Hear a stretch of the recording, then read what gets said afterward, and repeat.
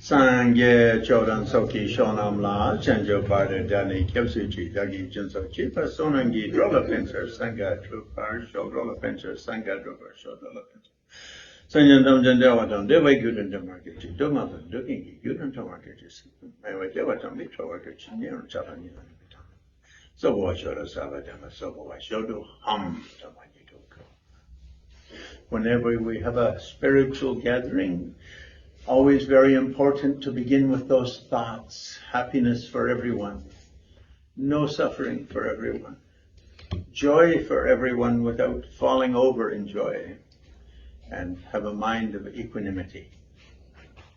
Kiedy się gromadzi taka grupa w duchowym, powiedzmy, celu, ważne jest w buddyjskiej tradycji, żeby rozważyć te 4 szlachetne myśli, żeby wszystkie istoty były szczęśliwe, żeby były wolne od cierpienia, żeby trwały w radości, ale żeby nie popadały za głęboko w tą radość i żeby traktowały wszystkie istoty na równi, żeby były bezstronne, bez przywiązania do bliskich niechęci, do innych, w przekonaniu o równości wszystkiego, co żyje. Mind of equanimity, the Tibetan texts say, without attraction or repulsion for the liked and disliked. Czyli bez przywiązania ani odpychania, bez nadmiernego chwytania lub odrzucania czegokolwiek, kogokolwiek. Or maybe likable and not so likable. Bo ktoś jest fajny albo jest niefajny. I think those 4 sentiments are common to all great traditions of the world, with the exception perhaps of the New Guinea headhunters. I te duchowe wartości są prawdopodobnie wspólne dla wszystkich duchowych tradycji świata, z wyjątkiem łowców głów Nowej Gwinei. Może to jest właśnie światło w pokoju, żeby się nie marnowało. Buddha termed them the 4 immeasurables, because if you have those 4, they bring unmeasurable benefit to you and unmeasurable benefit to others. Buddha nazwał te 4 kontemplacje 4 niezmierzone życzenia. Przynoszą niezmierzony pożytek tobie i innym, jeżeli je stosujesz. Therefore, one of the names or epithets for an enlightened being in Tibetan language translates as a friend to all living beings. Jedno z określeń istoty oświeconej, czyli przebudzonej Buddy, tłumaczy się jako przyjaciel wszystkich czujących istot. Shantideva puts it most eloquently.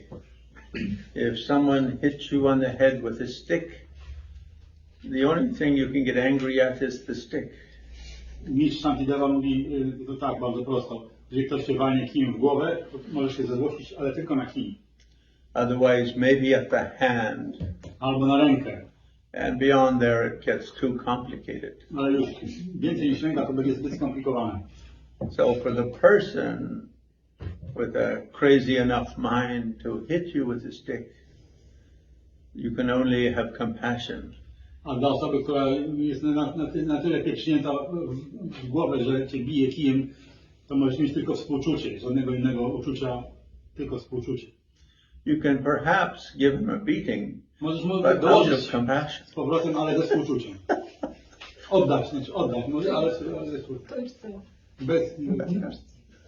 That happened to me once, I must admit. I was in Boston.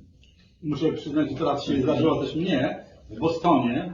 And someone pulled a knife on me when I was walking home at night. Kiedy szedłem wieczorem w nocy, to ktoś na mnie wystartował z nożem. So I thought, that's very nice knife. A ja pomyślałem, to bardzo fajny nóż. So I expressed my compassion in such a way as to prevent him from the negative karma of stealing. Więc wyraziłem moje współczucie w ten sposób, że stealing? I prevented him from having negative karma of stealing my wallet. Wallet, that makes the point. No więc tak mu powiedziałem po prostu, że powstrzymał się od zabrania mojego portfela, czyli uniknął negatywnej karmy. So in the Tibetan world, all schools of Tibetan Buddhism practice some kind of meditation which they term Mahamudra. I w tybetańskich tradycjach, w tybetańskich szkołach buddyjskich właściwie wszystkie tradycje mają coś takiego, co nazywają Mahamudra. I think mudra, because it touches to the point of deeper reality. Mudra oznacza coś, co dotyka, co sięga głęboko do natury rzeczywistości. It's quite easy, I think, in meditation to just have kind of escaping reality, like saying time out. Łatwo jako medytacja traktować taką ucieczkę od rzeczywistości, kiedy po prostu się wyłączamy i mamy po prostu wolny czas. Siedzimy sobie i tyle. So mudra, it's like the stamp or the seal of a king. Mudra w sanskrycie to oznacza albo gest, albo też pieczęć. I tutaj oznacza bardziej pieczęć, to jest jak pieczęć królewska. And it means our meditation should touch right to the very depth of being, like the power of a king's law is absolute. Tak jak nasza medytacja powinna sięgać głębiej rzeczywistości, tak jak prawo królewskie jest najgłębiej sięga też. And it's called Maha, because that stamp or seal not only touches to a deep level of mind, a deep level of being, but it does so joyfully. I sięga, Maha znaczy w sanskrycie wielkie, ogromne, wspaniałe i jest to tak wielkie, że sięga właśnie tej głębi, a jednocześnie jest połączone z radością, daje szczęście. So sometimes the expression Deitong Yerme Yeshe is used. It's a way of invoking a very natural wisdom within our mind, a kind of touching a part of our mind which is very clear and joyful, but also touching it in such a way that it fills our life with happiness or with joy or with pleasure. Więc ten rodzaj mądrości, który tutaj chcemy rozwinąć, dotrzeć do którego poziomu mądrości, nazywa się po tybetańsku Deitong Yerme Yeshe, i jest to taka mądrość, która jest połączona z bardzo głębokim odczuciem błogości, szczęścia. Daje nam po prostu wiele szczęścia w życiu, już istnienie takiej mądrości. And the various texts on Mahamudra discuss different, you could say, transmissions of Mahamudra coming to Tibet from India. I wiele tekstów tradycji tybetańskich opisuje proces przekazywania tych nauk z Indii do Tybetu. And the manner in which they spread amongst different areas of Tibet and different monasteries and nunneries and retreat hermitages and passed from generation to generation. W jaki sposób te nauki rozprzestrzeniły się, przebywając z Indii, po Wielkim Tybecie, w różnych klasztorach, w różnych pustelniach, gdzie siedzieli pustelnicy, w jaskiniach, w górach i jak były przekazywane z pokolenia na pokolenie przez wiele setek lat.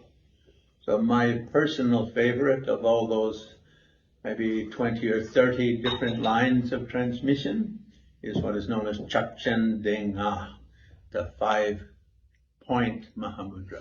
Moja ulubiona tradycja, czy też ten przekaz nazywa się Mahamudra w 5 punktach.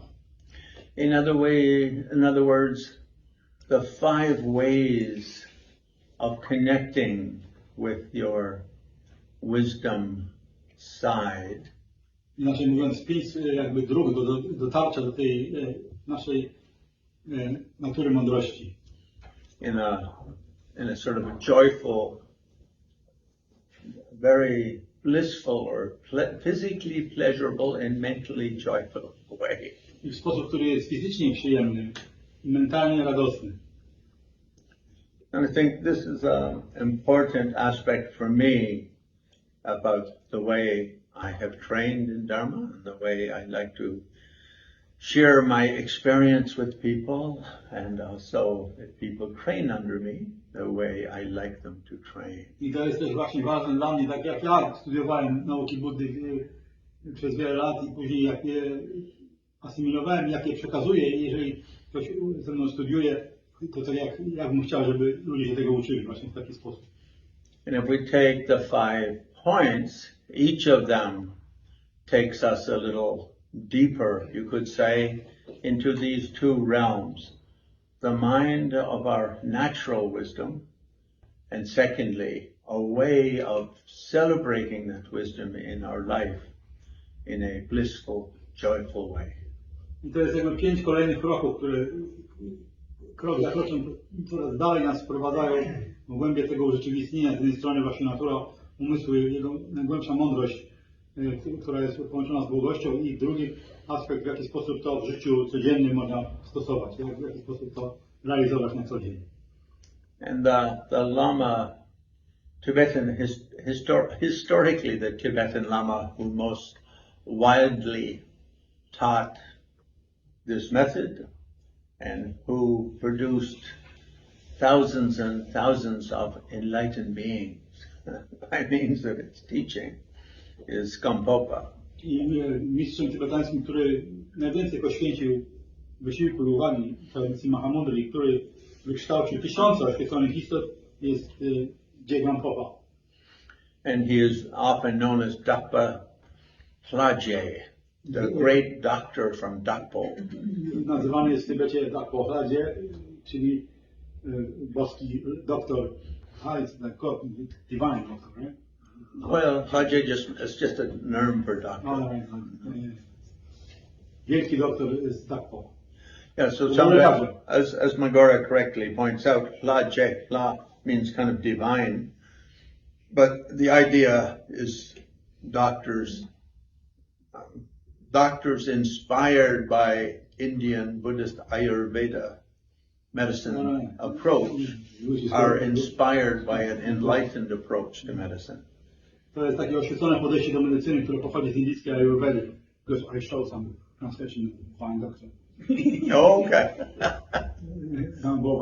In American book. Yeah, okay. Not by Donald Trump, but close. Yeah. Yeah, so he's called kind of spiritual doctor.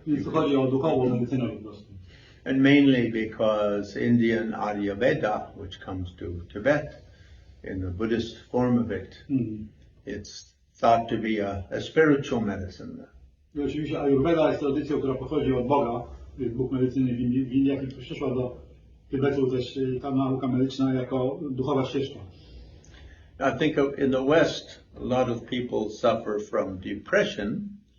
In America alone, there's like 20 or 25 million people taking antidepressant medicines. Dużo ludzi na tak zwanym zachodzie cierpi z powodu depresji. W samych Stanach mają wspaniały rekord, 25 milionów ludzi na pigułkach. But Tibetan medicine has one medicine. I've never run the finances on it, but it adds up. We should join. But Tibetans have in the Buddhist Ayurveda, they have a medicine called Semkimen, happy mind medicine. Ale to wystarczyłoby, żeby sięgnąć po tybetańskie lekarstwo, które nazywa się lek szczęśliwego umysłu, który uszczęśliwia umysł, jest taki lekarstwo. But because that medicine system coming from India is sort of, you could say, a holistic medicine, the idea is sort of divinely inspired, you could say, medicine Buddha, the seven medicine Buddhas. To jest medycyna holistyczna, jak to się mówi u nas, czyli też medycyna naturalna i też jednocześnie religijna, można powiedzieć, czyli duchowa, pochodząca od Buddy medycyny, Samdhyamana. So Gampopa began his life as a doctor, and then he took up training under great Kadampa masters, and then he had dream of Milarepa, and went and met Milarepa, and then trained under Milarepa. Gampopa żył w Tybecie i najpierw praktykował medytację w szkole Kadampa, ale później przyśnił mu się jogi Milarepa i odnalazł go, udał się do niego i został jego głównym uczniem. So when we talk about this system of meditation, the five point Mahamudra, each of these five, you could say, it's almost like a house built from with five, like a Pentagon house. Five-sided house. Każdy z tych 5 punktów sam w sobie jest tak jak taki 5-ścienny dom. And the most important of those from the point of view of the immediate experience is known in Tibetan simply as Tawa. Najważniejszy punkt, jeżeli chodzi o bezpośrednie doświadczenie tej tradycji, nazywa się Tawa po tybetańsku. Tawa means learning how to look, learning how to watch. I to oznacza nauczyć się, jak patrzeć i jak widzieć. And it's really talking about when you sit down in meditation, how you look inside and touch to the deeper side of your nature. I mówi o tym, w jaki sposób, kiedy się medytuje, kiedy się siedzi w medytacji, jak zwrócić wzrok do wewnątrz i w jaki sposób spojrzeć w głąb swojej własnej natury. So some lamas use the word semging ngo, means the deeper nature of your own mind. Niektórzy nauczyciele używają tego terminu głębsza natura własnego umysłu. Others use the term semging ne luk, so that you could say the manner in which your mind rises and falls. A inni mówią o tym, jak wygląda sposób, w jaki sposób umysł pojawia się i znika. Świadomość pojawia się i znika. But basically, it means when we sit in meditation, how we sit in meditation. Ale podstawowo, kiedy siadamy w medytacji, jak to robić? And 5 basic pointers are often used. Jest 5 takich wskazówek, 5 ścian tego budynku. And one of those is to have your body like Mount Kailash. Jednym z nich to jest tak, żeby ciało siedziało jak góra, legendarna góra Kailash. And Mount Kailash is sort of everybody's favorite, in Central Asia, everybody's favorite mountain. No i w całej Azji Centralnej ta góra Kailash jest najsłynniejsza, jest kochana przez wszystkich. But body like Mount Kailash really means sitting very still. And often commentaries will say, in the posture of Mahavarochana, in other words, legs crossed, knees out, hands in your lap, back straight, shoulders, arms out a little bit, head a little bit inclined forth, and eyes at the angle of the nose cast up. Right. To jest tak zwana 7-punktowa pozycja, czyli po prostu można przeczytać w książce właśnie o tym, tam dokładnie. Nogi skrzyżowane, ręce, wszystko proste, prosty kręgosłup i tak dalej. And there's a bit of emphasis on not moving. No i przede wszystkim chodzi o to, żeby się nie kręcić. If the mountain moves, it's a problem for people walking on the mountain, for the goats and for livestock. Zobaczcie, jak się góra porusza, no to wszyscy mają problem. Ci, co się wspinają, i tak samo kozy, co tam na niej siedzą, czy jakieś inne zwierzęta, to nie jest dla nich dobre. My first Buddhist training meditatively was in Soto Zen from Japan. Very nice.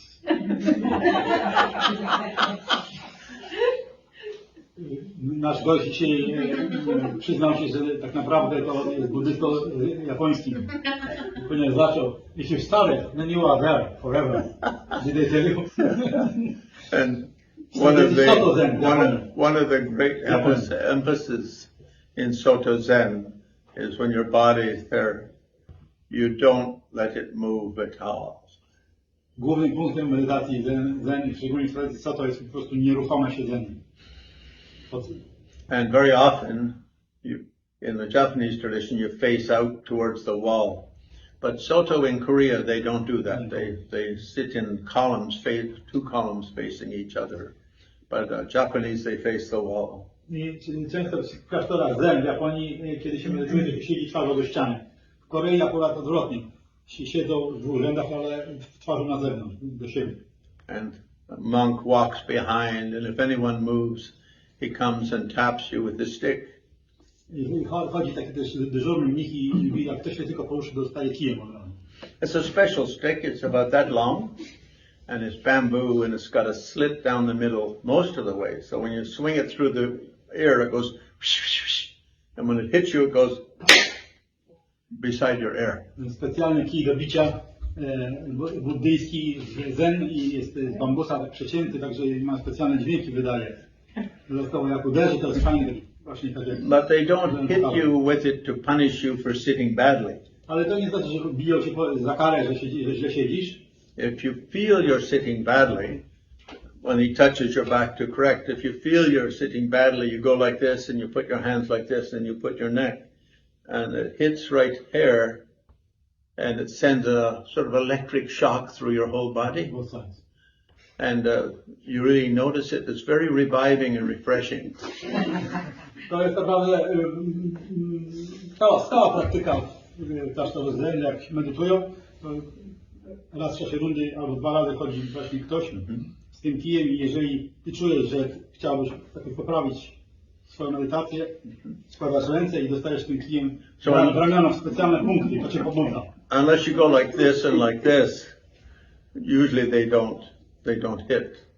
It's just, you should ask, you go like this, I'm feeling a little sleepy, that's why my back went out. W ten sposób, na przykład, że jestem senny i po prostu zapadam się i wtedy to cię pobudzi takie uderzenie. Please help me wake up. Pomóż mi się obudzić. To nie boli. One year when I was meditating with him, I brought along a French friend, and that French friend did transcendental meditation from the Maharishi. And he said, I can't go because we're very sloppy meditators. When we meditate, we go like that.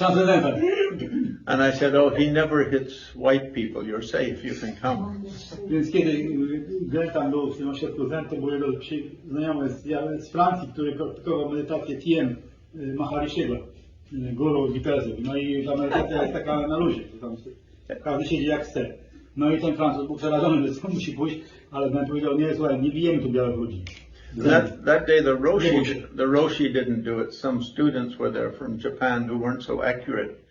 And with him, they didn't wait for him to reply. Just when he sat up, he went like this, like kind of thanks, and they thought he was saying, okay, and they went, but they missed the muscle and they hit the bone. That's good. And he fell unconscious, clunk. Really? Yeah, really. That's what. He unconscious. No tak, chyba pierwsze słyszę. No w każdym razie na tym treningu Zen właśnie ten biedny Francuz jakoś tak dał znak, że ten mnich Zen, który oni są bardzo naładowani energią, pomyślał, że trzeba mu przyłożyć.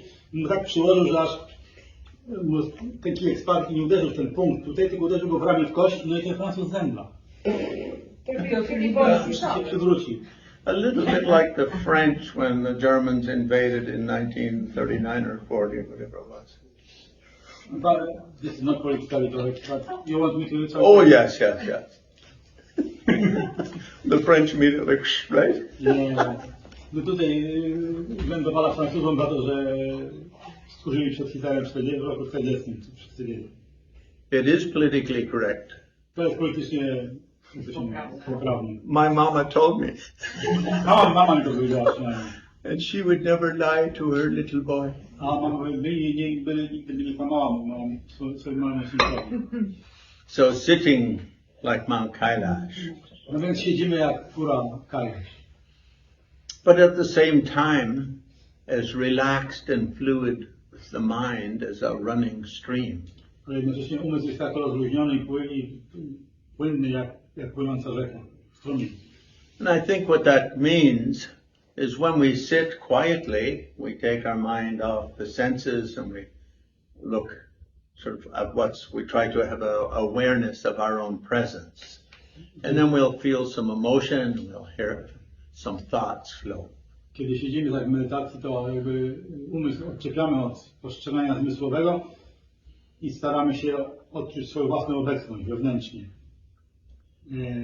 And some, texts like on Mahamudra, like Tilopa's Song of Mahamudra, it says, when these thoughts and feelings and whatnot arise, just don't push and don't pull.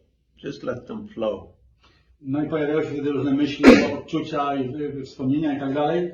Wiele tekstów Mahamudry, na przykład słynny tekst Tilopy, pieśń Mahamudry radzi, żeby kiedy pojawiają się w medytacji myśli, odczucia, wspomnienia, ani ich nie odpychać, ani nie przyciągać, tylko po prostu pozwolić im przepłynąć.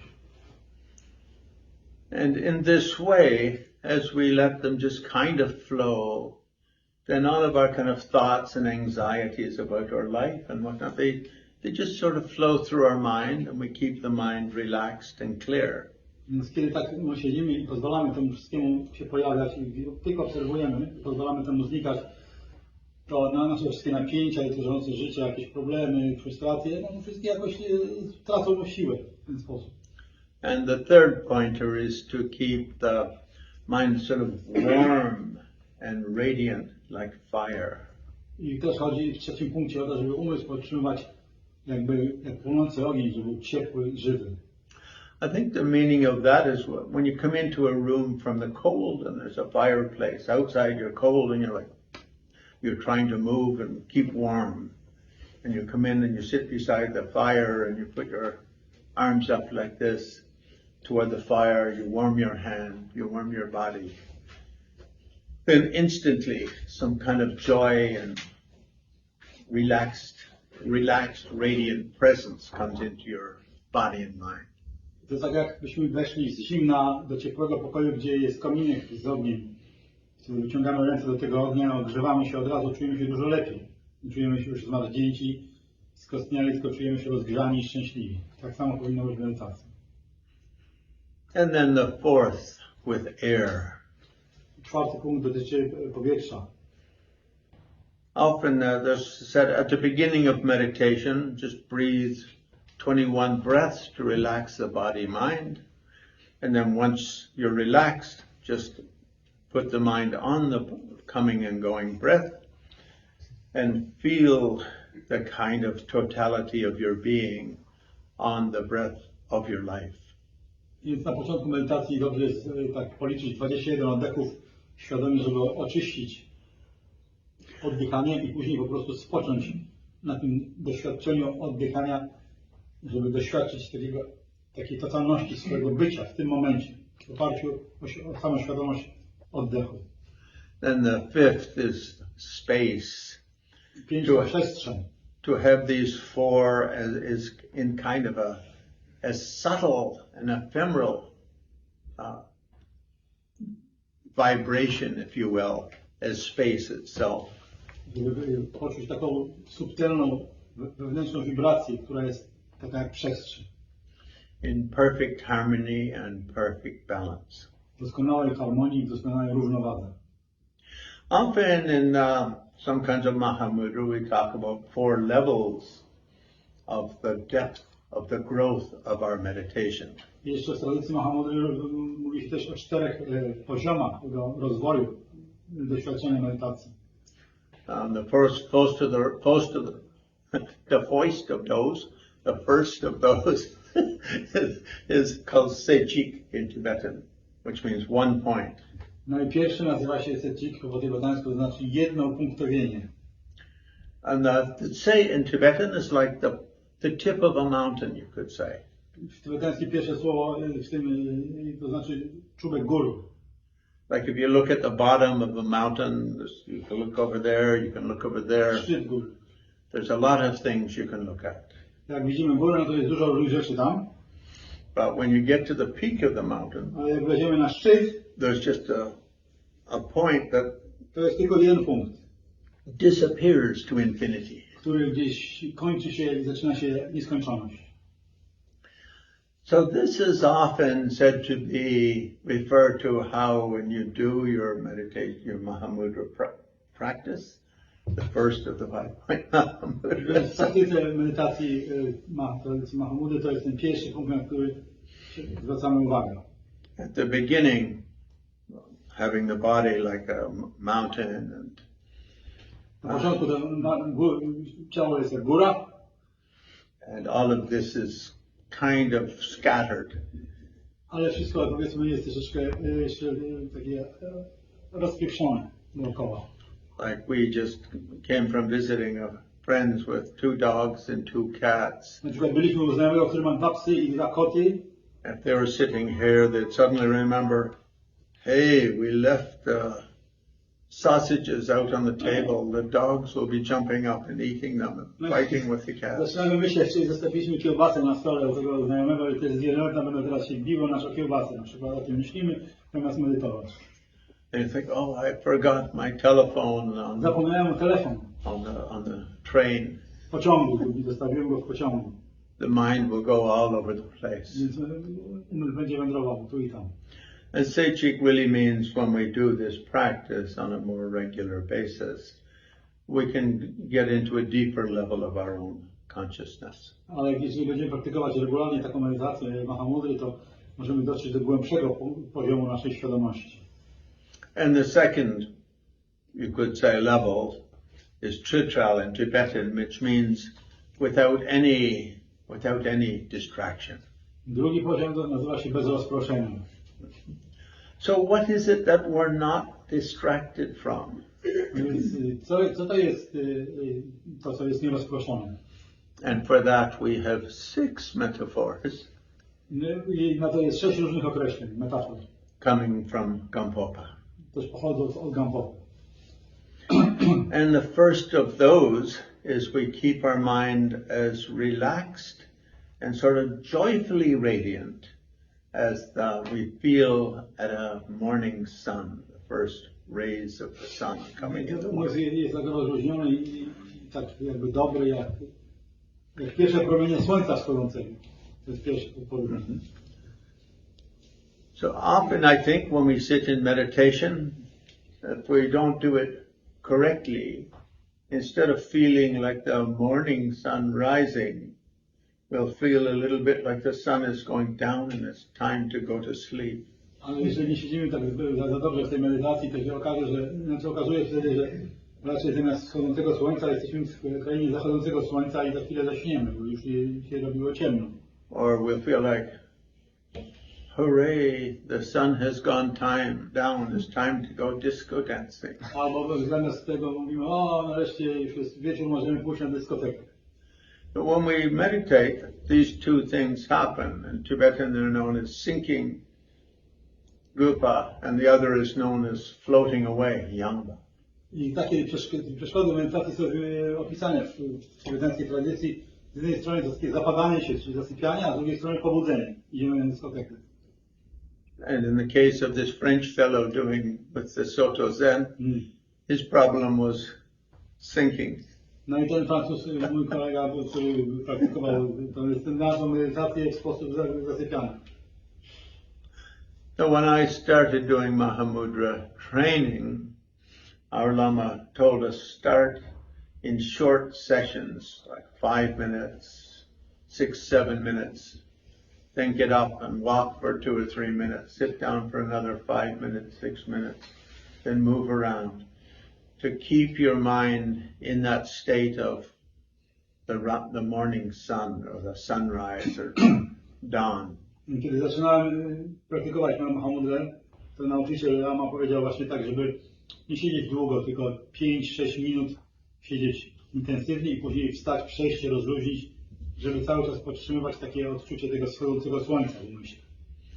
My Soto Zen teacher, his statement was just keep your face with a half smile and your mind half happy. A mój nauczyciel Zen, Soto mówił tak, zawsze utrzymuj przynajmniej pół uśmiechu i umysł w połowie zawsze szczęśliwy. You could say Zen is a kind of Mahamudra. Można powiedzieć, że Zen jest rodzajem Mahamudry. In that context. W tym kontekście.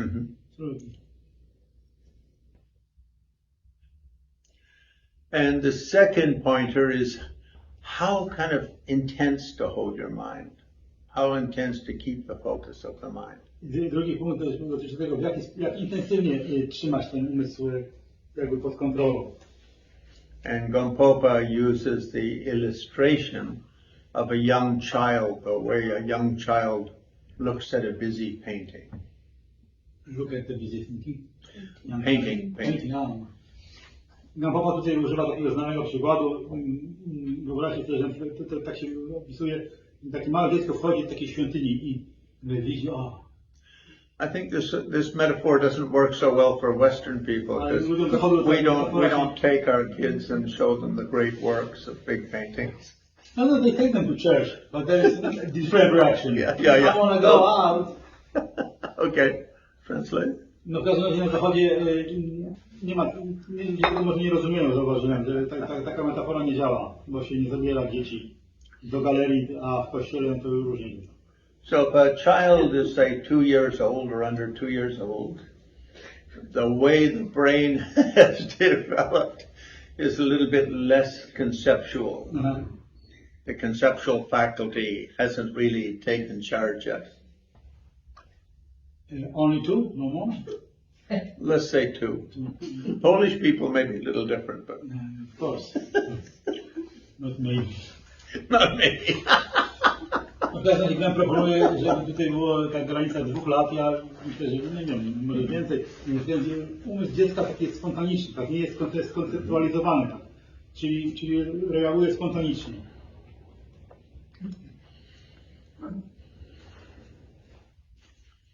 And if an adult looks at a big painting, they'll sort of go, whoosh, but then they'll fix on something. And after that, you're fixed. So then you sort of step out of the vastness of being into a very specific presence. No i na przykład jak dorosły patrzy na jakiś duży obraz, może przez chwilę widzi wszystko, ale za chwilę się skupia na czymś i już zamyka się, ogranicza swoje pole do tego czegoś, na czym się skupia. And the illustration of the child is looking without looking at any specific thing. A tutaj ten przykład dziecka mówi o tym, że ono patrzy, ale nie patrzy na żaden konkretny punkt, tylko widzi wszystko jednocześnie. Even a little baby's eyes, when you hold it up in front of a busy wall, it kind of goes. Warto zobaczyć, czy dzieci tak właśnie reagują małe, że po prostu. It's kind of like sometimes when I'm looking at Magora, even he does that. Like. That's what I said, not 2 years, but 60 also sometimes.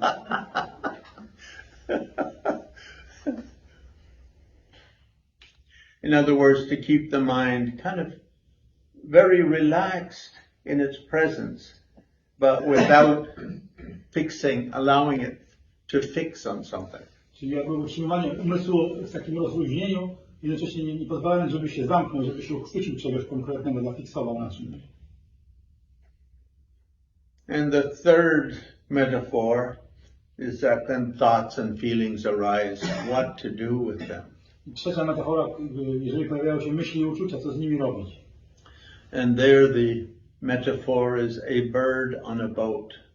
You don't chase it and you don't ask it to come back and you don't try to chase it down.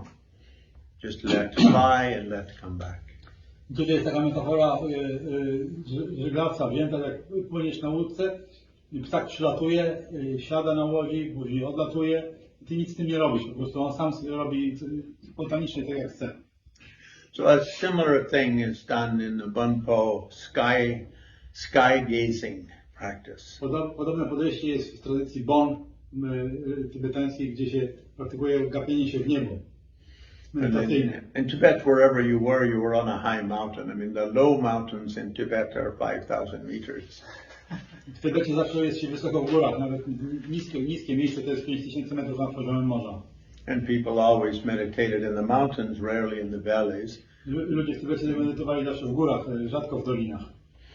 And for skygazing, a kind of way of looking for an example of your mind in nature. I to wpatrywanie się w niebo jako medytacja to jest takie szukanie porównania, znalezienie umysłu w naturze. And rather than sit and look like this with eyes cast and whatnot, zamiast siedzieć tak po prostu i gapić się w podłogę, you could just either lay on your back or lean against a tree or sit however you like. Ale można było się położyć albo oprzeć o drzewo, albo siedzieć też. And just choose a point in the sky. Ale znaleźć jakiś Fix punkt your w eyes niebie there. i tam zatrzymać wzrok. And the metaphor is one's mind is like the sky, and all phenomena manifesting in the sky, clouds and birds flying through it, and dust and storms and so on. in that same way, everything flying through one's mind is just like that. I tutaj umysł jest tożsamy z niebem, a wszystko, co się w nim pojawia, na zewnątrz i wewnątrz, to jest tak jak to coś pojawia się w niebie. Czy to będą chmury, czy wiatr, czy burza piaskowa, czy cokolwiek innego, to wszystko przychodzi i odchodzi. What I love about the skygazing training in Mahamudra, or just habit, I don't know if training's the right word, practice, is it gives us, I think, a sense of the vastness of our soul or of our spirit. To, co mi się podoba w tym właśnie tej tybetańskiej praktyce medytacji, patrzenia w niebo, to że pokazuje jakby nieskończoność naszego duchowego aspektu, naszego ducha. So in Mahamudra practice, we sit like a kailash and let our mind flow and be bright and joyful and so on. W tradycji Mahamudry siedzimy tak jak ta góra i umysł jest radosny, spokojny, skupiony. And have a sense of the mind as infinitely boundless and unobstructed. Doświadczamy umysłu jako czegoś, co jest nieskończone i w żaden sposób nieograniczone, niezablokowane.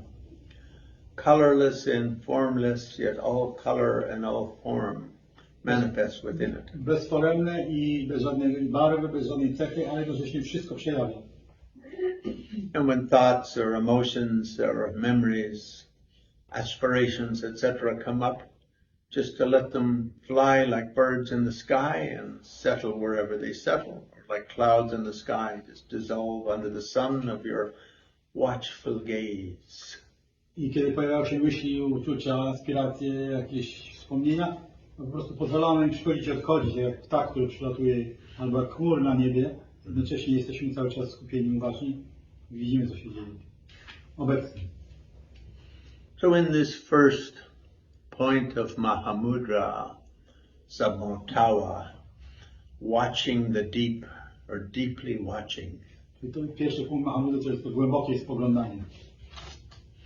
We basically learn in meditation to draw the parallel between the vastness of infinity and the smallness of the finite. Tu w medytacji uczymy się zrozumieć różnicę między nieskończonością, wielkością nieskończoności, a skończonością tego, co ograniczone. And to, I would say, slightly re-identify with what is important, or what is the most stable on the element of vastness. I tutaj chodzi też o pewną reidentyfikację, czy zmianę punktu odniesienia w kwestii tego, co rozumiemy jako nieskończoność. But at the same time, keeping awareness on that vastness of being, it allows spaciousness for all things to arise without any pushing or pulling. A jednocześnie utrzymywanie umysłu na tym aspekcie nieskończonej przestrzeni pozwala wszystkiemu swobodnie się pojawiać i jest miejsce na wszystko, nie ma tam ścisku, nie ma tłoku. And if we can't find that place of vastness or silence or stillness within ourselves, then everything that moves causes everything within our own life to completely have to rebalance. Jeżeli nie umiemy znaleźć takiej przestrzeni wewnątrz, to wtedy wszystko po prostu traci, wszystko zaczyna tłoczyć w naszym umyśle, wszystkie sprawy nie mają miejsca, żeby zaistnieć. And sometimes in Mahamudra practice we see kind of methods for enhancing the bliss, or enhancing the pleasure we feel in the body and we feel in the mind while meditating, doing things like special breathing exercises and various tantric breathing forms. Też w tradycji Mahamudry są pewne ćwiczenia fizyczne czy energetyczne, które pomagają pojawić się temu doświadczeniu błogości, szczęścia na takim poziomie też fizycznym, ćwiczenia oddechowe i różne ćwiczenia tantryczne jogi. And we see those in the 6 yogas of Naropa. I to widzimy w 6 jogach Naropy. Various kind of trilkors are called in Tibetan, or yantras, physical movements, breathing exercises, which sort of revive the subtle chemistry of the body and cause a kind of a shift in our internal our internal chemistry. I to są też takie ćwiczenia zwane yantra czy trójko po tybetańsku, różnego rodzaju ćwiczenia, które pomagają jakby poładować energetycznie, pobudzić, otworzyć wewnętrzne kanały energii i tak dalej. And that leads to the second of the 5-point Mahamudra. I to prowadzi do drugiego z tych 5 punktów Mahamudry, often known as Deva Yoga, Lagi Neljar, or Divine Yoga. to się nazywa po tybetańsku yoga bóstwa. We can talk about that in many ways, because both Generation Stage Tantra, Completion Stage Tantra. Można mówić o tym na wiele sposobów, bo w praktyce medytacji tybetańskiej tantry jest faza wizualizacji, faza budowania i faza spełniająca medytacji. Mandala, Kiedy się meditations, medytujesz nad mandalą, mantras. mantrą i tak dalej. But the most quintessential, I think, is in the Tumo teaching. Ale najbardziej tak jak esencja tego jest w naukach o Tumo. Yes, and here we do two main things. Tu się robi dwie różne rzeczy, główne rzeczy. One, we put a visualization of the white moon at the center of our brain, between the amygdala and the hippocampus. Wyobrażamy sobie, po pierwsze wizualizujemy jakby w środku naszej głowy biały dysk księżyca, tam gdzieś między tymi kawałkami mięsa. Proszę cię, no. Is in Co? between amygdala and Tak, hippocampus? no kawałki mięsa. Because in between. Between and in the middle. What is the specific point? Oh, no. For that, I need a volunteer. We'll open their brain and take it out. You don't have a specific point. Is it small point or does it No, big point. No, I'm not going to say very specifically. At this, Have fun. later I'll tell us more specific. Okay. We'll have to catch it. We'll have to catch some. Maybe you can use pet. We'll catch a Russian soldier who is wandering abroad. Nie tłumaczymy tego. Anyway, the point in the brain is where the brain controls the stress level of the body. This point. The point of the crown chakra. Czyli to się nazywa po prostu czakra koronie. I to jest punkt, który kontroluje energetycznie poziom stresu w ciele. So the amygdala is quite small. It's only about that big. Jak to po polsku nazywa? So just on top of that. Ja się brzydzę tym. To jest jak rzeźnika, nie? Nerki wielkościowe. No dobra. Przepraszam bardzo. Martwo w środku. Gdzie? Anyway, No. in divine yoga or deity yoga, we bring the moon into the center of our Także brain. wracając do tego, jakby w środku mózgu wyobrażamy sobie, że jest biały dysk księżyca.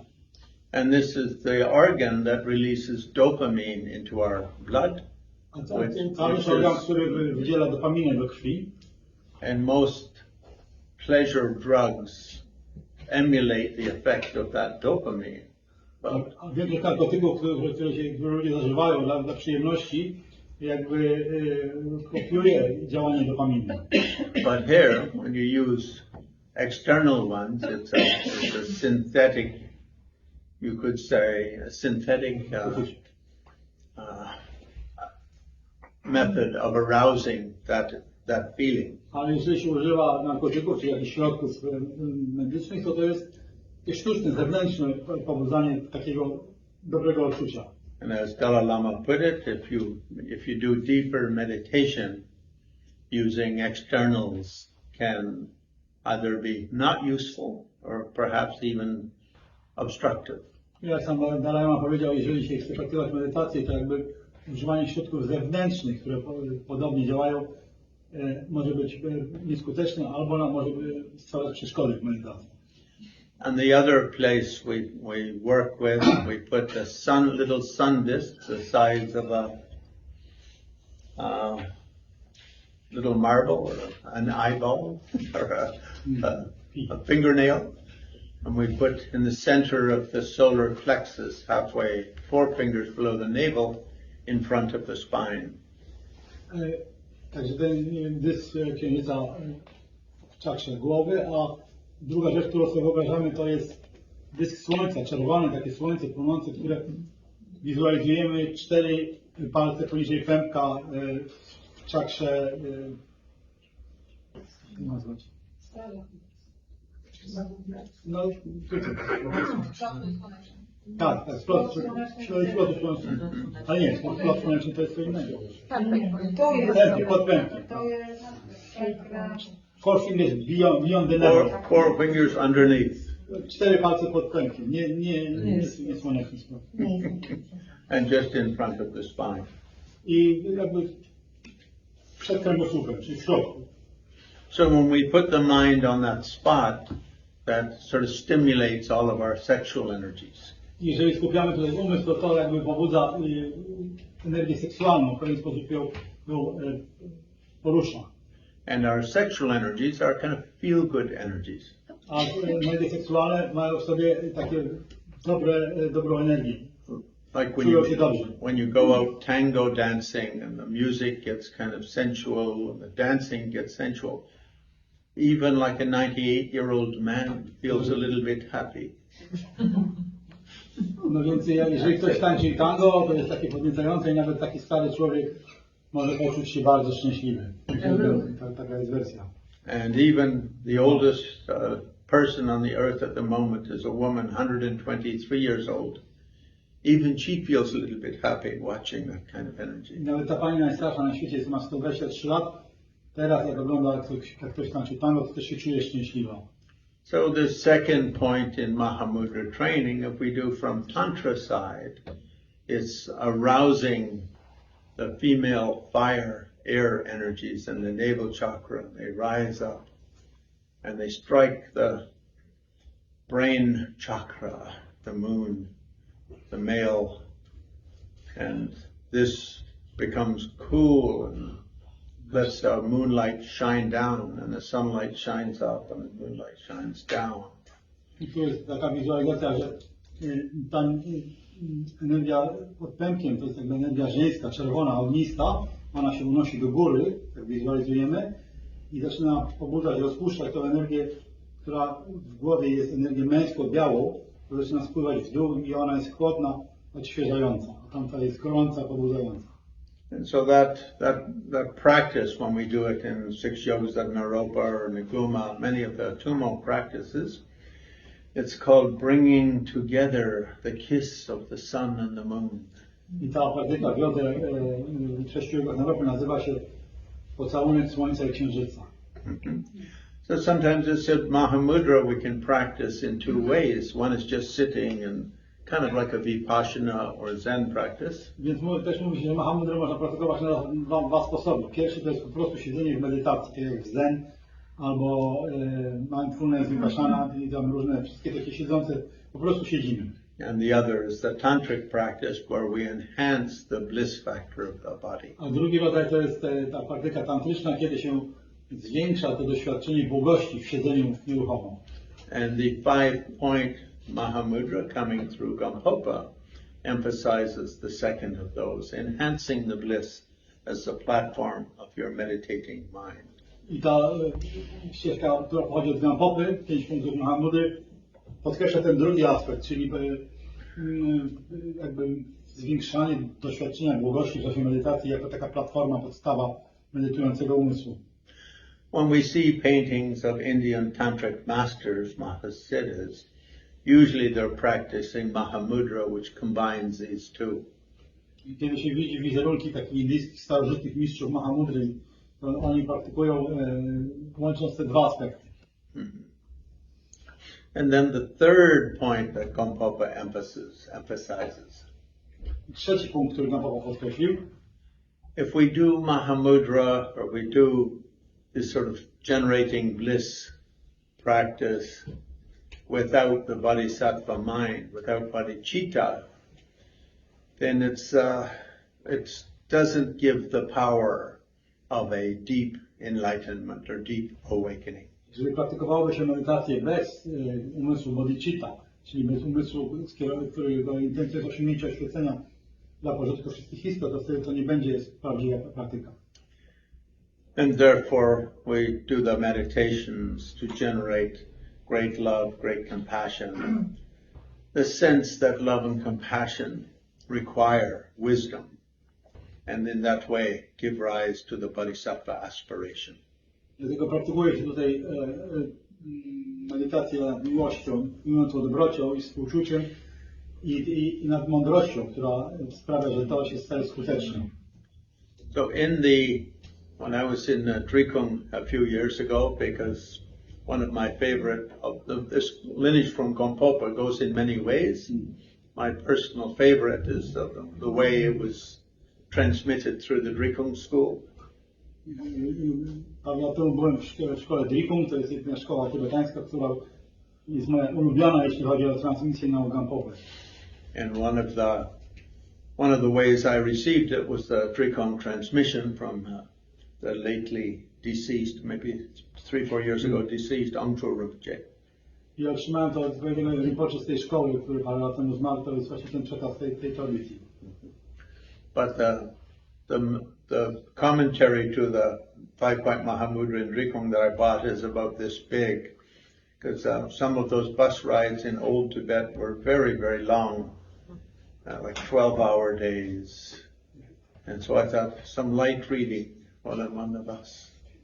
Ta księga z tymi wszystkimi instrukcjami jest bardzo gruba, więc będę czytał ją w autobusie, jak jadę gdzieś daleko. So sometimes we think love, compassion, it's easy to build, to generate, it's easy to have stable love, compassion. Myślimy, że miłość i współczucie to jest coś takiego banalnego, łatwo to w sumie rozwinąć. But that big text had a chapter of at least 50 pages or 75 pages, just talking about contemplations and meditations for stabilizing one's love and compassion, for expanding it.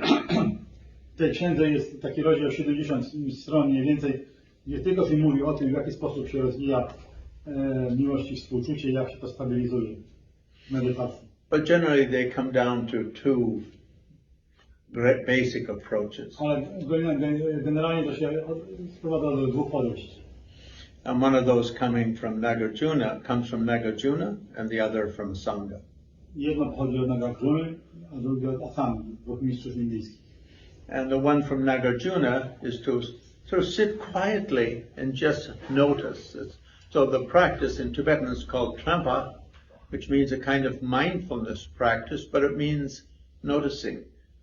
Czyli pierwsza to jest po prostu siedzimy i zauważamy wszystko, co się dzieje. Więc to się nazywa zauważanie, uważność. And what is it you're noticing? Co tutaj zauważasz? That everything you have in your life comes from other beings. Zauważasz to, że wszystko, co cię spotyka w życiu, czy co posiadasz, pochodzi od innych istot. Your body, your mom donated a little egg, and your dad, out of the billions of sperms, donated one little sperm. I ciało pochodzi od ojca i matki, którzy użyczyli odpowiednie komórki, z których powstało twoje ciało. And their bodies came from their parents, and theirs from their parents. A ich ciało pochodzi od ich rodziców i tak dalej, i tak dalej. So in that way, we have to think not just our mom and dad, but their moms and Nie dads tylko and mama their i moms. tata, ale i dziadek i babcia i tak dalej, i tak dalej.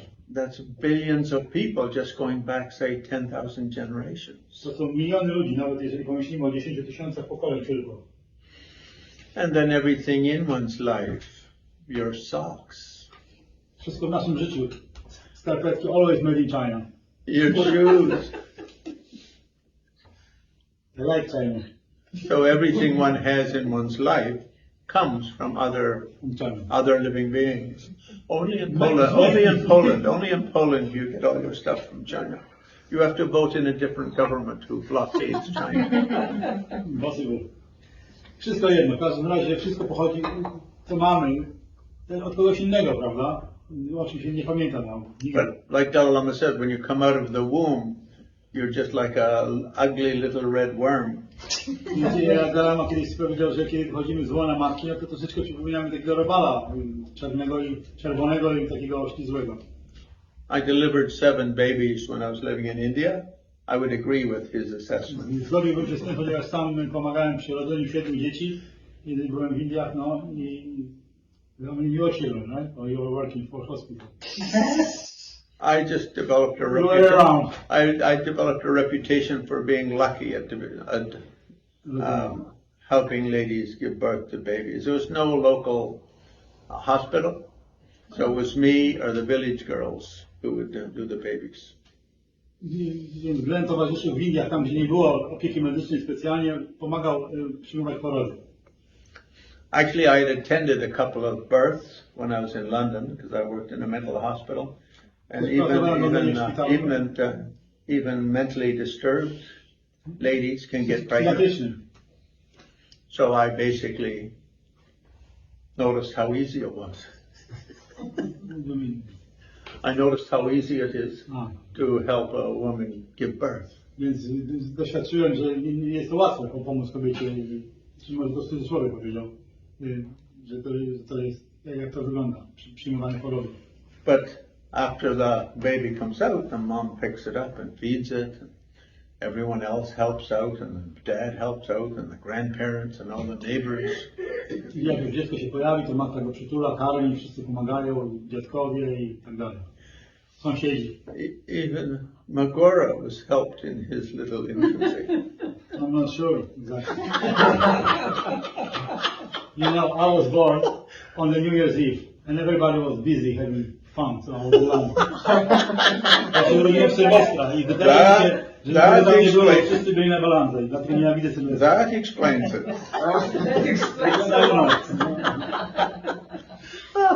At night. But it doesn't matter where you are in the world as a human. The cars, the roads, the buildings, all is thanks to others. Także bez względu na to, gdzie się znajdujemy w świecie, to i samochody, i drogi, i budynki, to wszystko inni zrobili, to nie my sami zrobiliśmy, prawda? And even if a very horrible person gives you a glass of water when you're thirsty, you think, nice guy. Nawet jeśli jakaś straszna osoba nam da trochę wody, kiedy jesteśmy spragnieni, no to będzie to dobra osoba, pomyślimy. And Gompopa comments on how when you look at all living beings, you can see how everyone is beneficial to many beings, directly or indirectly. Więc Gompopa tam wspomina w tym tekście, że jeżeli przyjrzymy się każdej istocie, to możemy dostrzec, w jaki sposób każda istota jest pożyteczna dla innych istot, i bezpośrednio i pośrednio. Then when we have this awareness of being, so this noticing, Kiedy zauważamy, kiedy jesteśmy tego świadomi, then we have a feeling of gratitude, and from gratitude comes some sort of appreciation, and from appreciation comes a warm feeling. Więc mamy wdzięczność i doceniamy to i pojawia się takie uczucie ciepła wobec tych istot. For instance, one time I was on a teaching tour in France. Raz byłem na takiej turnie nauczania we Francji. Maybe 25 years ago or something like that. 25 lat temu.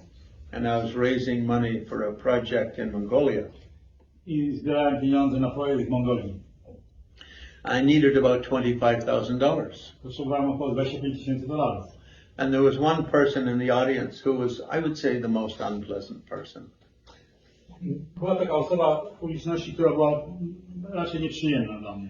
Very unpleasant. I don't know who in Poland could be as unpleasant. We know one. Everybody knows one. Everybody knows at least one. No, this is the same person. Same! Some guy. But anyway, at the end of, when I was leaving town, he came up and he said, I really like that project. I'm going to sponsor it. Ten facet, który był taki okropny w oczach Glena, przyszedł później po tym spotkaniu i mówi, dobra, to ja to właśnie dam to wam ci do kasy, ci dam. And nobody liked him before he said that, but suddenly everyone thought, what a nice guy. Wszyscy olewali go wcześniej, ale okazało się, że jest wspaniały. And then when we have love for someone, naturally compassion comes. No a kiedy my odczuwamy jakąś taką miłość, miłującą dobroć wobec kogoś, to też pojawia się współczucie. And when love and compassion comes, naturally we feel some sort of joy with that person. A kiedy pojawia się miłość i współczucie, to też pojawia się odczucie radości z powodu tej osoby.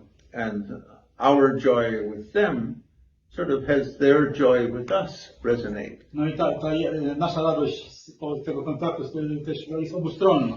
So Gampopa says, this is the secret to learning to love all beings. I taki jest, jak Papa mówi, taki jest sekret, jak można kochać wszystkie istoty. And he goes on to say, in future in Poland there will be a man called Magora. Sorry, I didn't understand. The short guy, we're talking about the short guy. Oh, that's right. Then in future in Poland there will be a short guy. Więc taka jest wersja Gampopy, że w przyszłości w Polsce pojawi się ten mały facet, taki. He is really a reincarnation of the Buddha of compassion. Ale naprawdę jest on wcieleniem Buddy współczucia. Żali Boże. No niestety tak jest. That's a very serious prophecy. Don't laugh.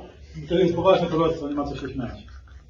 And his special job in that life will be to teach Polish people patience. I jakby celem tego małego Buddy z Żoli Boża będzie nauczenie Polaków cierpliwości w tym życiu. Ale to najpierw było o tobie. Nie. Zmieniliśmy to, no bo to nie ma co. Thich Nhat Hanh, the Vietnamese Zen master, once said that people who are good to us and are likable, who come into our life, they sort of teach us the joy of celebrating goodness. Thich Nhat Hanh, wietnamski mistrz, którego grupa zresztą tutaj medytuje, powiem, w poniedziałki, powiedział kiedyś, że osoby, które są jakieś dobre dla nas, no to uczą nas docenienia piękna życia.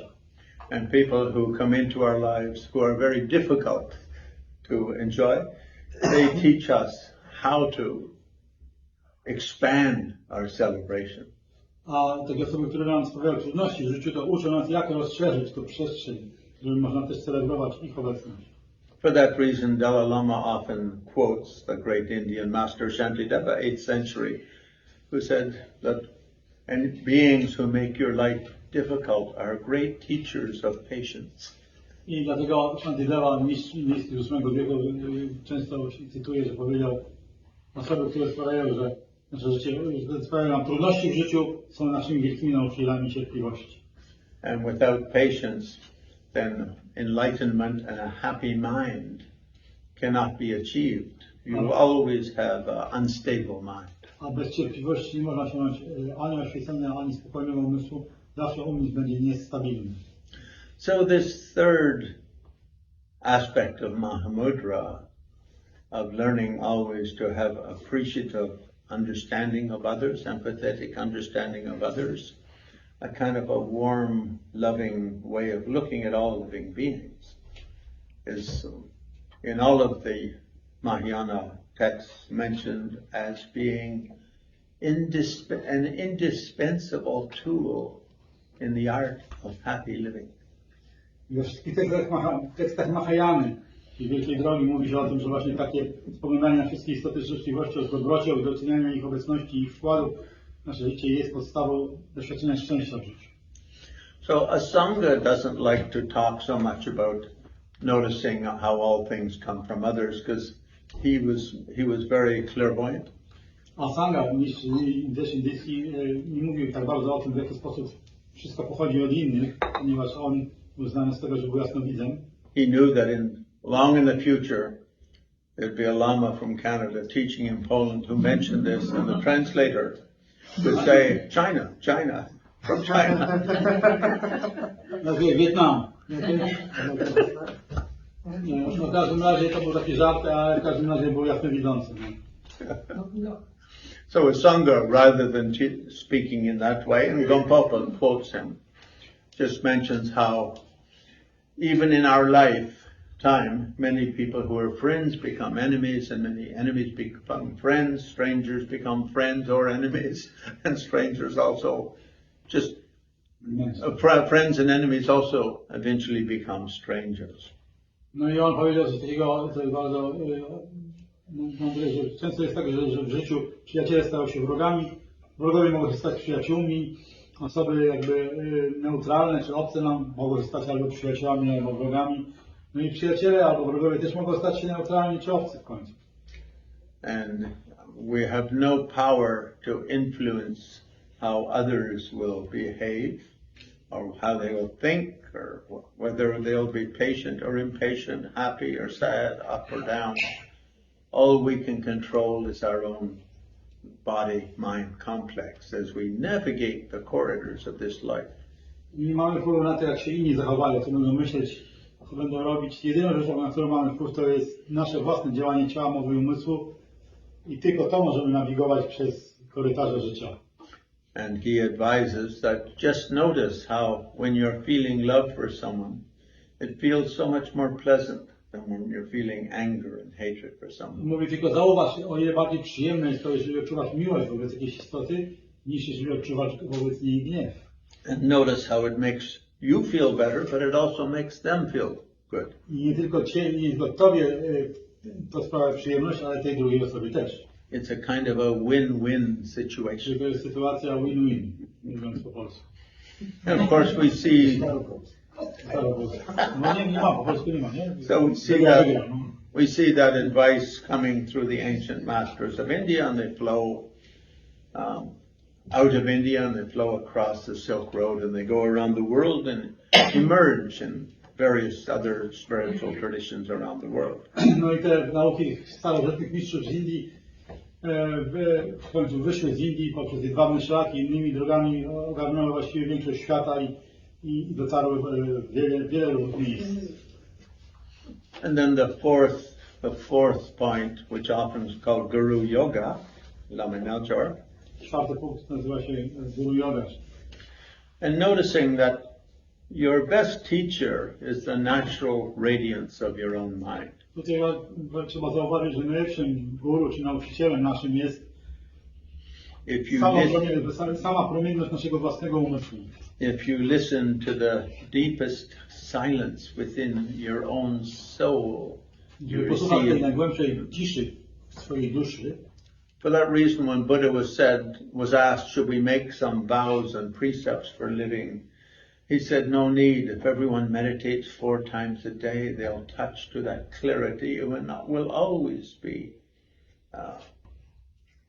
wise enough to do what is perfect to the situation. I kiedy uczniowie spytali Buddy, jakie ślubowanie powinniśmy składać przed tobą, on powiedział, jeżeli będziecie medytować przynajmniej 4 razy dziennie, to będziecie dotykać tej głębi, tej świetlistej mądrości, która jest naturą waszego umysłu i wszystko będzie w porządku. Będziecie działać tylko tak, jak trzeba. But Ananda said, but we have some really stupid students.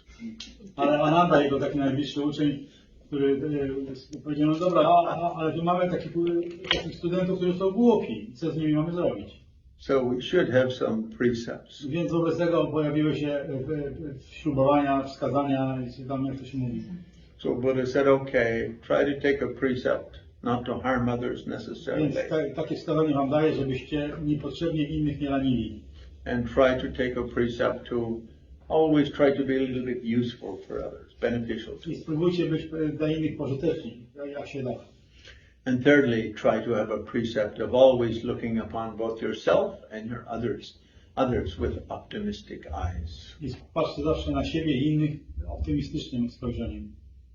And that's the best teacher. Second best teacher is your own experience. If you look at what works and what doesn't work in your life, you'll notice, you'll get some clues. Drugim najlepszym nauczycielem jest nasze własne doświadczenie. Jeśli przyjrzymy się temu, co robimy i jak to działa w naszym życiu, to wtedy możemy dojść do tego, co działa, a co nie działa. And thirdly, whatever wisdom tradition you follow, from that wisdom tradition, spiritual tradition, you will get some tips in spiritual living. I też bez względu na to, za którą duchową tradycją postępujemy, którą religię praktykujemy, w każdej religii znajdziemy takie wskazówki, które nam pomogą w tym, jak prowadzić godne i szczęśliwe życie codzienne. And that's the guru or the teacher which is instruction. I to jest właśnie guru czy nauczyciel, którym są te instrukcje. And then fourthly, in your life you may meet some beings who are very inspiring and who really pick you up and point you in the right direction. I dalej możemy spotkać w życiu takie istoty, które są bardzo nam pomocne, które jakoś podnoszą nas i pokazują nam właściwy kierunek. Now in the Tantric tradition, we also thank like all our school teachers like mathematics. We also thank all of our secular teachers as well as our spiritual teachers. No więc też w tej tradycji dziękujemy wszystkim nauczycielom, i pani od polskiego, i pani od matmy. You notice when Magora came in today and he bought this in the market, he said to me very proudly, only $1. It means he had a good mathematics teacher. There were no dollars 50 years ago in Poland on the market. But mainly our spiritual teachers. Ale głównie oczywiście tutaj mowa jest o naszych duchowych przewodnikach. Then the fifth and final point of the five-point Mahamudra is always to have perfect bodhisattva motivation and bodhisattva dedication. No i piąty punkt to jest utrzymywanie tej drogi bodhisattwy, czy motywacji bodhisattwy, istoty dążącej do osiągnięcia oświecenia dla pożytku wszystkich czujących istot. And the meaning of that is often interpreted to say, at the beginning of everything you do, have the thought, may this bring greater joy and enlightenment to oneself, and through that, may I share greater joy and enlightenment with all other living beings. I taka jest motywacja, że jeżeli coś zaczynamy działać, coś robić, mamy intencję, żeby to przyniosło nam większe szczęście i większe oświecenie i przez to, żeby też przyniosło wszystkim innym istotom też szczęście i oświecenie. And often at the end of every action is said, dedicate by means of this, may I quickly become more loving, more wise, more compassionate.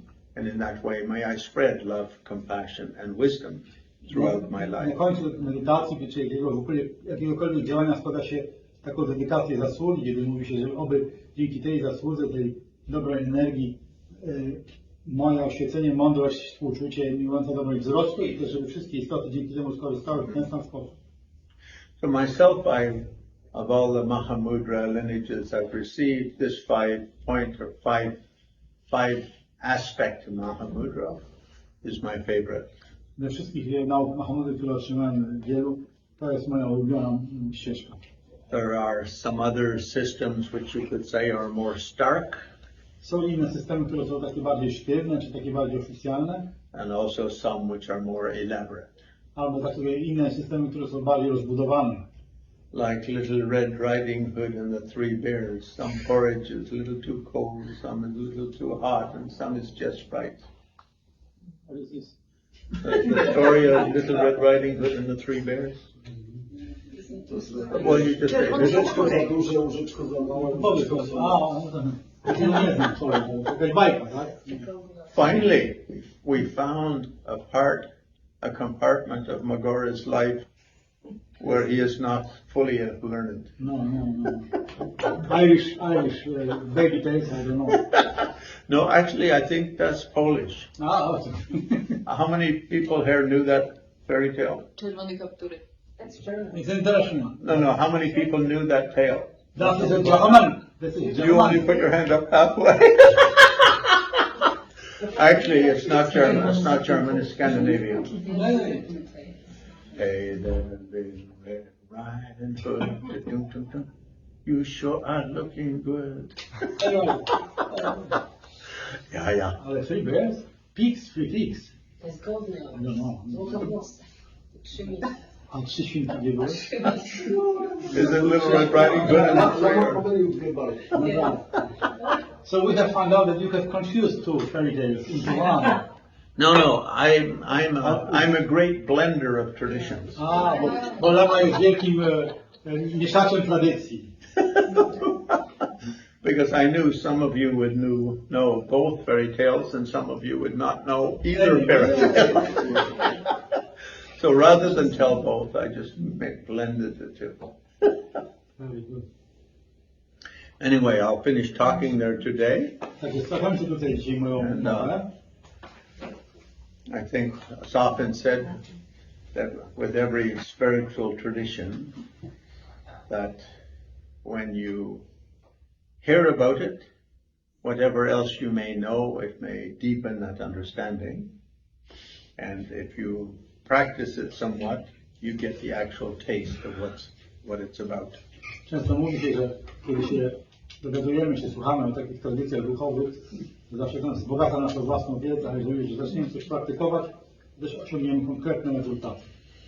So in the Tibetan world, they talk about tupa, sampa, kampa, like listening or studying, sampa, contemplating, and meditation. I w tybetańskiej tradycji buddyjskiej mówi się o trzech aspektach takiej ścieżki duchowej, czyli nauczanie, słuchanie, drugie kontemplowanie, czyli rozumienie tego, przeglądanie i trzecie praktyka, medytacja, stosowanie. It's a little bit like putting food in your mouth is listening, and chewing it is like contemplation, and meditation is like getting the full nutrition circulated through your whole being. Gdybyśmy porównali to na przykład, to wtedy, jeżeli bierzemy łyżkę jedzenia do ust, to jest słuchanie, czujemy, to jest rozumienie i później przeprawiamy to i to nas wzmacnia, no to jest praktyka. Anyway, today is my last day in the beautiful city of Warsaw. Dzisiaj jest mój ostatni dzień w pięknym mieście w Warszawie. And I've really very much had a wonderful immersion in Polish culture. I w cudowny sposób spotkałem się, zanurzyłem się w polskiej kulturze. Today I had some pierogi. Czyli zjadłem pierogi. And I had cabbage rolls. I też gołąbki. And I had that special kind of dessert which looks like a lady's breast, and that every time you take a bite, one schlitzie goes towards breast cancer. Tłumaczę, to jest nowe ciastko z pobliskiej piekarni, które wspomaga właśnie. Of course, I came because of my friendship with Magora. We've been, you could say, remote friends for about 3 years now. No i znaliśmy się w komputerze od 3 lat. And because I love music, he loves music. I love art, he loves art. Ponieważ ja kocham muzykę i Glenn kocha inną, a obaj kochamy sztukę. I said, you love different music than me. That must be true. Well, yes, I do regard his as more sophisticated than That's correct. He has very sophisticated taste in music. But you are a better singer. So that's okay. So, And also our love for sort of the Asian wisdom traditions. My obaj jesteśmy zakochani w tradycjach przekazu mądrości Dalekiego Wschodu.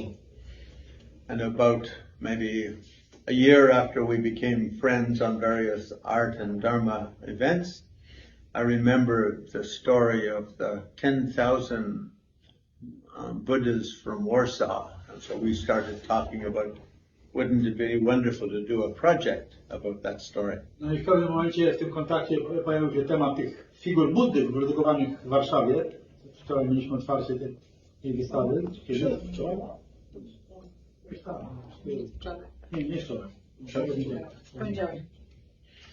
And we sort of generally spoke about things, and then suddenly he said there's going to be the 10,000 Buddhas are going to be celebrated in the Norbuling supermarket. No i tak, bo to w końcu doszło do tego, że bo tutaj Lama powiedział Norbulinka, bardzo ciekawe, bo nazywa się Norbuling, prawda, fabryka, ale to jest skrót od tybetańskiej nazwy, to jest ukryte w tej nazwie, Norbuling, w tym nazwisku, jest ukryta nazwa Pałacu Dalaj Lamy w Tybecie. Bardzo dziwne, z wiek okoliczności. No i tak jest. And he said it would be wonderful if you could come to the opening of it. And No i zaprosiliśmy Glena, żeby przyjechał koniecznie na to otwarcie. But I must say why. because this was Lama Glenn who made it possible to find the documents in Mongolia, which documents certify that these figures were ordered by the Mongolian prince minister 110 years ago. So, no. Yeah.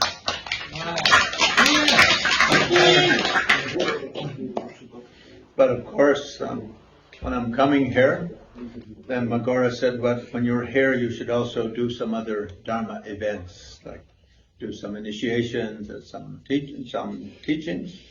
But he said he's too lazy to organize himself and do not. He volunteered. Not lazy, stupid. He did say too stupid, but I knew he was being careful not to mention lazy. Modest, yeah. So thank you. Donata, brawo. Bo Donata wszystko zorganizowała. Ale oczywiście przede wszystkim Gosia i Jonas, którzy są And then Jonas and ambasadorami Gosha, Jonas and Gosha and na I świecie. were very, very dear friends for Very hard working. quite a few years. Free time, man. Quite a few, Holiday in quite a Jamaica. few years now with many Dharma events around the world and other activities, and we've traveled together in Nepal, etc., etc. Online, a lot of work online. Także So tutaj- many tutaj thanks para, to them tutaj for jest their. Gosia i Jonas, mieszkający w Irlandii, Polka i Niemiec, tak? Małżeństwo, którzy pracują dzień i noc. Dla Glena szczególnie tłumacząc kursy na żywo i jeszcze podróżując po całym świecie.